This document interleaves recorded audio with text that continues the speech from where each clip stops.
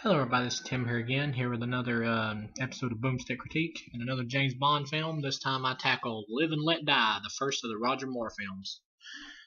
In my opinion, I would give this film 2 stars out of 4. In my opinion, this is an okay film. I like it better than Diamonds Are Forever.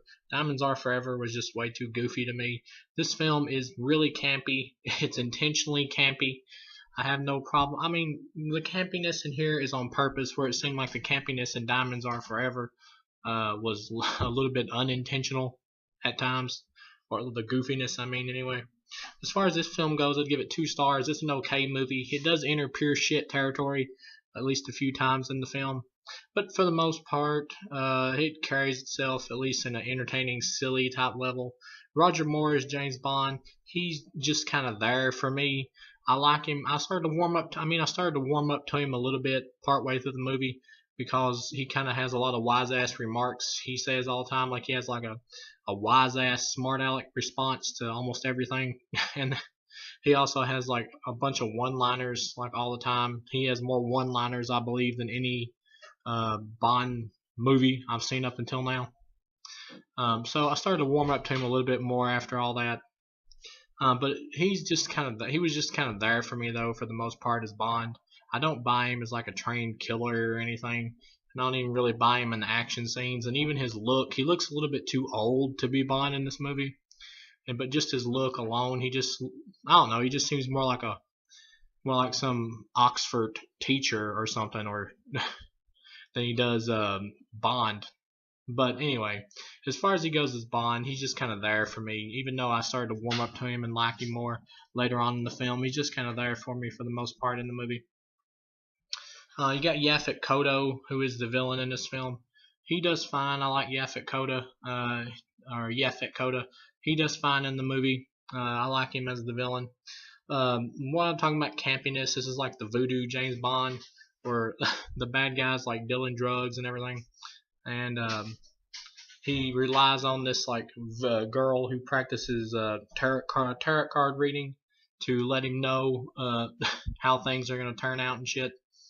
In his business, and when it comes to James Bond, which I find hilarious that he takes this stuff seriously. But and there's like this voodoo practitioner guy or whatever that works for Yaphet Kotto, which I also find hilarious, and he has like this real goofy laugh. It just screams pure campiness. Almost remind me of like a James Bond, Adam West TV show, but more fun in that kind of vein. Where the campiness kind of gets to me and I hate it is with this like redneck sheriff type character who's a straight stereotype of like a person from the country. He like chews backer and he's got his gut sticking out and he's like, "Y'all dang boys." It's with shit like that, dialogue like that I absolutely hated from this character. I couldn't stand him, honestly. Every now and then he'd have like maybe one little funny line I laughed at, but just that he's such a stereotype. He just aggravated the shit out of me. I couldn't stand him and wish he wasn't in the film. But yeah, as far as it goes, all in all, this is an okay movie. You get James Bond running over the backs of crocodiles, so that's at least entertaining. At the end, you get this bad special effects scene though, where James Bond like puts a device in Yaphet Kotto's mouth and he inflates and flies to the ceiling and blows up. It looks like a giant balloon, and it just looks so silly, the effect does. But yeah, all in all, it's an okay movie. Really campy movie and definitely silly in some parts and downright stupid in others in terms of the comedy, but at least entertaining. This film feels like it's more in on itself. Diamonds Are Forever still felt like it was trying to take itself at least a little bit seriously in parts, even though its idea of a super laser satellite was completely stupid. Also at the same time, this movie has better special effects than Diamonds Are Forever as well. And this film, I don't know, just has more of a good energy about it altogether than that movie.